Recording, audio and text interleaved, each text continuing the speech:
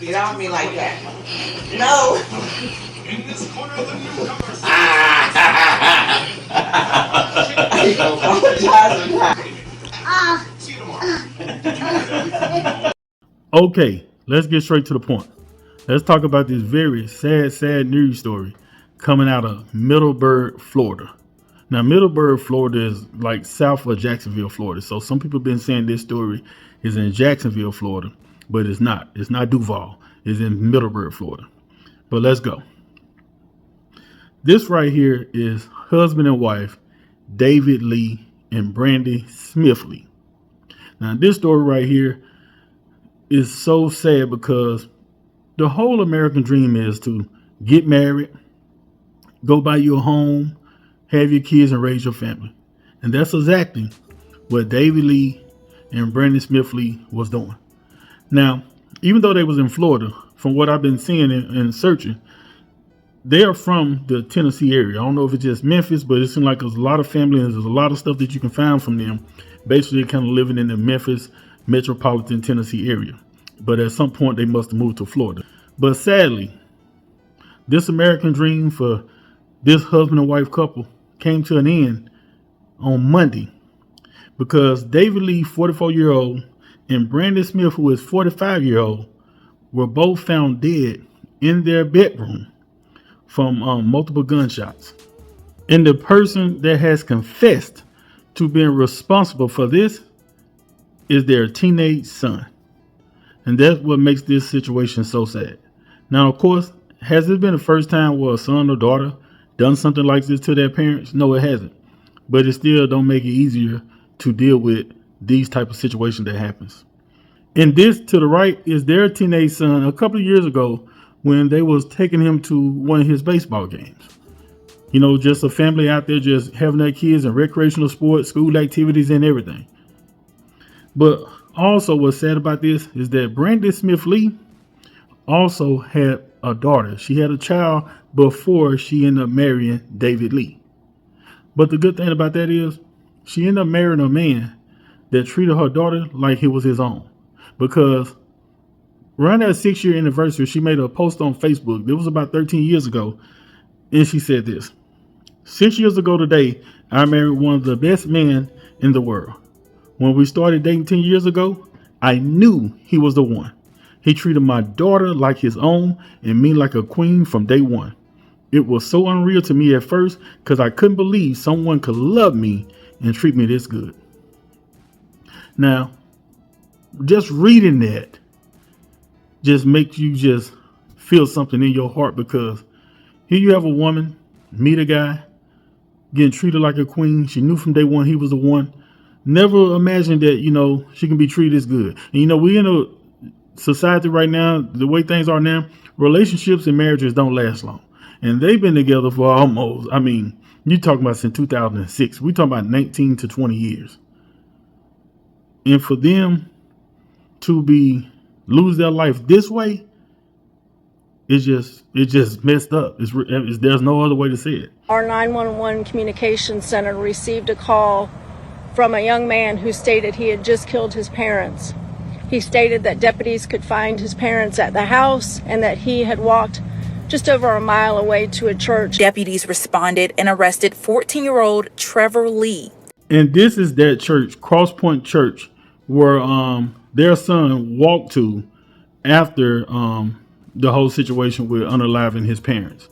And now that walk was approximately 1.4 miles or something like that. So walking, it would take him about 30 minutes just to get to the church. And but we're going to get into a little snippet of the 911 call that he placed after the situation at his home with his parents. Let's go. See any of our units? Sure. I want you and 3150 and one more unit to link up together. Do not go to that church until you have all four I'm listening to you, honey. and then make contact, and then let me know. You first? Yes, sir. Go ahead, I'll listen to you. Well, I was going to ask if you could pray for me, ma'am. Right now. I'll definitely be praying for you, son.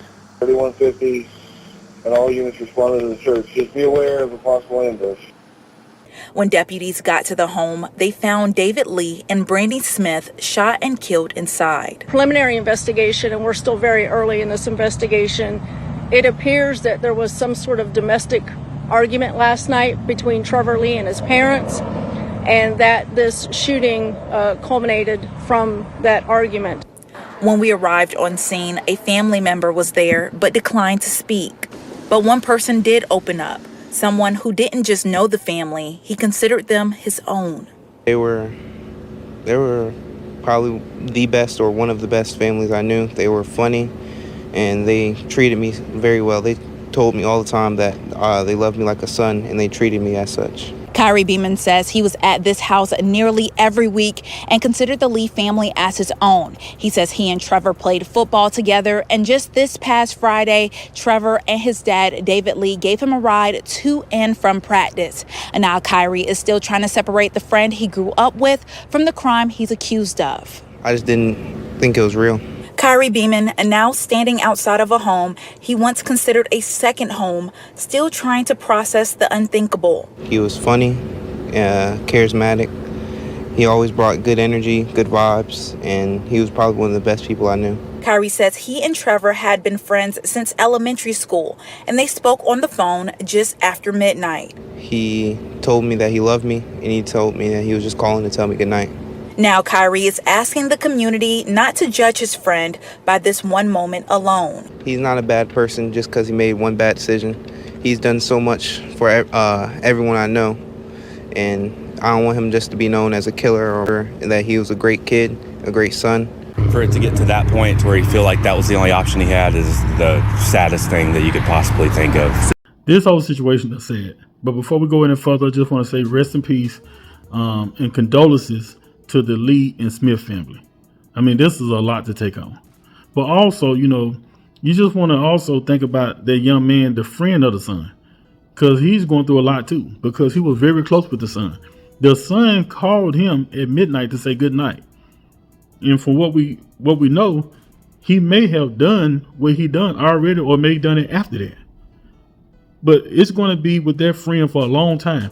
Even though he wasn't in the house, but to know that happened to people that treated him like they was his own son, treated him like family, and now, just like that, he can't go back over to that house no more. His family may think about moving, so this young man won't have any, stuff that he go through just dealing with, just being right across the street. But, then all of this family, the daughter of Brandy Smith Lee, she has lost her mom and also a stepfather, but a father that treated her like that was his own daughter. So this just messed up all across the board, But you also heard the son in that 911 audio saying that pray for him. So he clearly knew what he done and knew it was wrong. But why? And let's get into that, because sometimes you got to have tough conversations that people don't want to have, but you got to have them. Now, I came across a friend of Brandy Smith Lee. Don't know if they was currently hanging out together, whatever, or is it from a long time ago. But the friend had said something, and I'm not saying that this means this is exactly what happened, but we got to talk about this. And she said something in reference to, people need to pay attention, sit down and talk to their sons and daughters. They need to talk to them. They need to teach them stuff. And she said this. She said, so sad, friend, rest in peace.